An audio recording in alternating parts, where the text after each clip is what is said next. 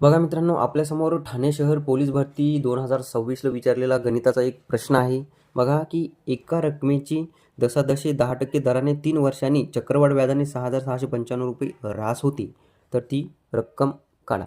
तर बघा मित्रांनो, आपल्याला चक्रवाढ व्याजाचा दर दिलेला आहे आणि त्यावर ऱ्हास दिलेली आहे आणि यावरून आपल्याला मुदत काढायची, त्याची मुद्दल काढायची आहे.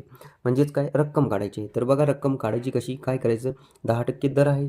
मग काय करायचं, 100वर जर 10% दर आकारला तर किती होत असतो, 110 होत असतो. आता याचं घ्यायचं गुणोत्तर, हा शून्य काढला, किती राहिले 10 आणि या ठिकाणी 11, म्हणजेच गुणोत्तर किती भेटलं, 10 11 भेटलं. तर बघा हे 10 आणि हे 11 3 वर्षाचं दिलं आहे, म्हणून या 10चा करायचा घन, 10चा जर घन केला तर 1000 होतो, 11चा जर घन केला तर 1331 होतं. ही आहे आपली मुद्दल आणि ही आहे ऱ्हास. मग आता आपल्याला गणितामध्ये ऱ्हास किती दिली, 6655.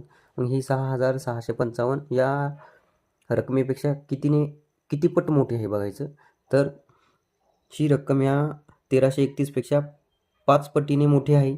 म्हणून काय करायचं, आपली जी मुद्दल आहे ती मुद्दलसुद्धा 5 पट मोठी असणार आहे. मग 1000 गुणिले जर 5 केलं तर किती येतं, 5000.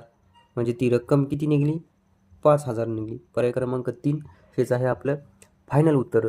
तर ही होती मित्रांनो शॉर्ट ट्रिक्स, आणि अशाच अजून आपण ट्रिक्स पाहणार आहोत. झालेले प्रश्नपत्रिकेतले महत्त्वाचे प्रश्न आपण या चॅनलमध्ये टाकणार आहोत. त्यामुळे तुम्ही जर चॅनलवर नवीन असाल तर चॅनलला सबस्क्राईब करा.